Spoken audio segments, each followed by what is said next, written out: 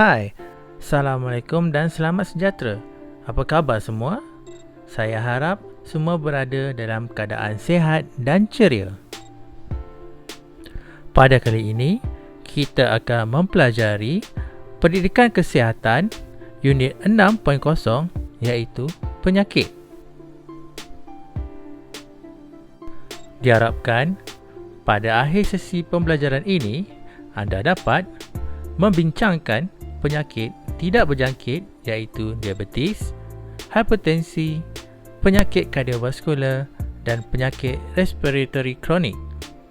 Mengaplikasi cara mencegah diabetes, hipertensi, penyakit kardiovaskular dan penyakit respiratory kronik dan menilai akibat jika tidak mengamalkan gaya hidup sihat. Apakah itu penyakit? Penyakit merupakan keadaan tidak normal yang menyebabkan pengidapnya tidak dapat memberi tumpuan dan menjalani kehidupan seharian. Penyakit boleh diklasifikasikan kepada penyakit berjangkit dan penyakit tidak berjangkit. Penyakit berjangkit didefinisikan sebagai penyakit yang boleh merebak kepada orang lain melalui udara, air, makanan atau sentuhan cecair badan yang mengandungi patogen iaitu ejen penyakit. Penyakit berjangkit biasanya disebabkan oleh mikroorganisma seperti bakteria, kulat atau virus yang membiak dalam tisu tubuh. Contoh, kusta, malaria, Ebola, leptospirosis dan juga yang terbaru COVID-19.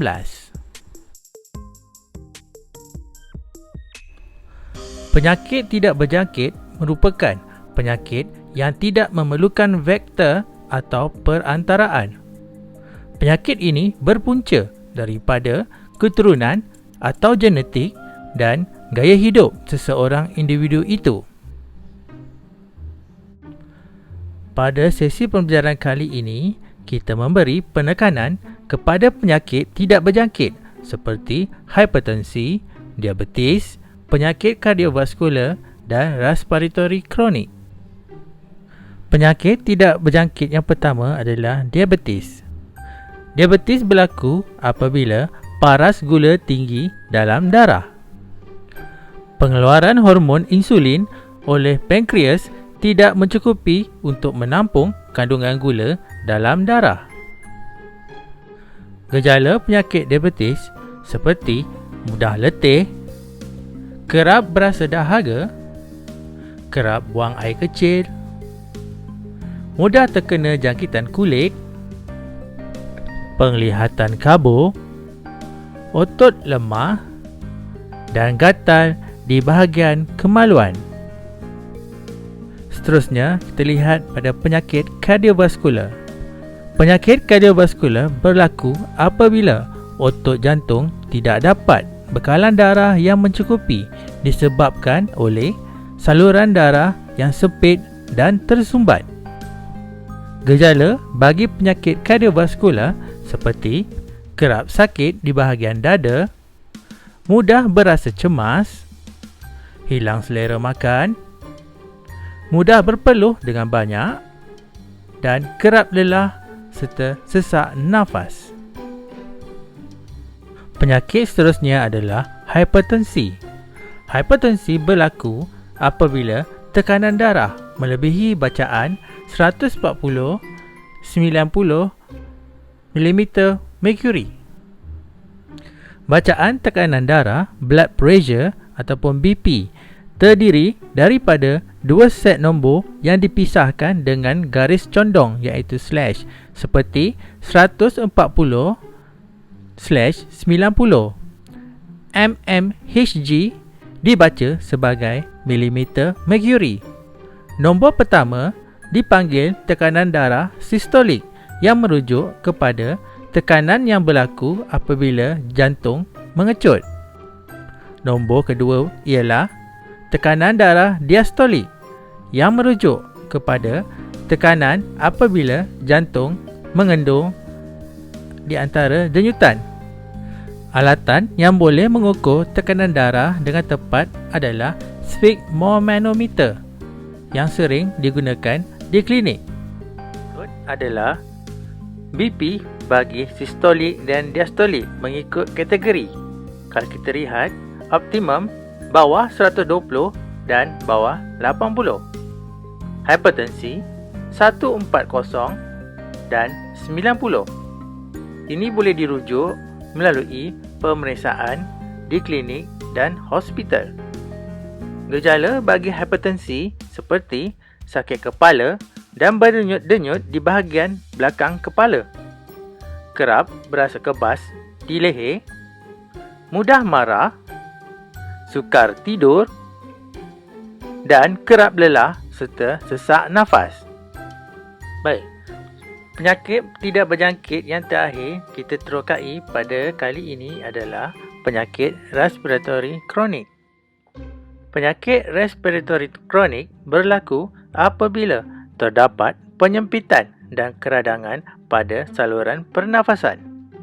Gejala bagi penyakit respiratory kronik adalah seperti batuk berkahak yang berpanjangan, nafas berbau, sesak nafas pada waktu pagi dan ketika melakukan aktiviti, simptom kegagalan paru-paru berfungsi dan jantung serta kaki bengkak. Baik, kita telah terokai keempat-empat penyakit tidak berjangkit. Seterusnya, bagaimanakah cara mencegah penyakit tidak berjangkit? Cara mencegah penyakit tidak berjangkit melalui bersenam sekurang-kurangnya 3 kali seminggu melebihi 30 minit setiap sesi. Tidak merokok dan tidak mengambil alkohol. Elakkan stres. Periksa paras gula dan kolesterol dalam darah. Kekalkan berat badan unggul. Mengamalkan pemakanan seimbang dan lakukan pemeriksaan kesihatan secara berkala. Berikut adalah contoh kempen kesihatan yang boleh dilakukan di sekolah oleh panitia PJBK atau unit sukan sekolah dengan kerjasama pusat kesihatan daerah atau agensi-agensi luar serta badan-badan NGO seperti pemeriksaan kadar gula dalam badan, dema darah secara percuma, pemeriksaan lemak dalam badan. Ada juga kempen cara mengawal diabetes atau kempen intervensi pengurusan berat badan. Kita seharusnya menjaga tahap kesihatan diri supaya badan kekal sihat dan minda cergas. Anda bertanggungjawab atas kesihatan diri sendiri. Oleh itu, lakukan pemeriksaan kesihatan sekiranya anda berlebihan berat badan atau obes, mempunyai sejarah keluarga yang menghidap diabetes, tidak aktif atau tidak melakukan aktiviti fizikal, mempunyai tahap kolesterol yang tinggi, luka yang sukar sembuh, kerap dahaga, sering membuang air kecil pada waktu malam, gatal atau mendapat jangkitan kuman pada kemaluan dan mempunyai tekanan darah yang tinggi iaitu 140-90 mm merkuri atau lebih. Di sini saya kongsikan info kebaikan senaman daripada Kementerian Kesihatan Malaysia. Senaman dapat meningkatkan kecergasan fizikal anda, memperbaiki keseimbangan koordinasi dan gaya jalan, meningkat tenaga untuk melakukan tugasan harian, mempeningkatkan harga diri dan mengurangkan keresahan, melambatkan osteoporosis, mengawal tekanan darah dan menguatkan jantung, mempercepatkan pemulihan dari penyakit dan tekanan mental, serta memperbaiki keupayaan mengawal paras gula ataupun glukosa dalam darah. Disarankan melakukan 3 hingga 5 kali seminggu antara 10 hingga 30 minit mengikut kemampuan. Sekiranya tidak melakukan senaman, anda juga boleh melakukan berjalan secara bebas. Faedah senaman berjalan. Berjalan 30 minit sehari, anda akan dapat mengurangkan berat badan, menguatkan otot dan tulang, meningkatkan kesihatan jantung, menggalakkan perasaan positif dan mengurangkan risiko penyakit diabetes.